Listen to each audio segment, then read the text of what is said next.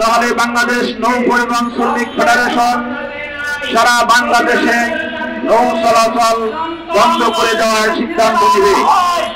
এই দেশে নৌ শ্রমিকদের মাঝে অতি সস্তায় যানবাহন চলাচল এবং মালামাল যাতায়াত করা সম্ভব হয়। নৌ শ্রমিকরা যদি তাদের কাজের বিরুদ্ধে যদি তারা রুখে দাঁড়ায়, নৌ শ্রমিকরা যদি কাজ বন্ধ করে দেয়, তাহলে কিন্তু এই দেশের অর্থনৈতিক চাবিকাঠি বন্ধ হয়ে যাবে।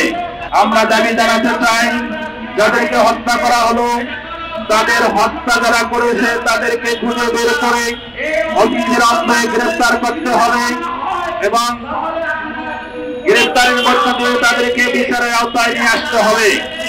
যদি তা না করা হয়, তাহলে বাংলাদেশ নৌ পরিবহন শ্রমিক ফেডারেশন সারা বাংলাদেশে নৌ চলাচল বন্ধ করে দেওয়ার সিদ্ধান্ত নেবে।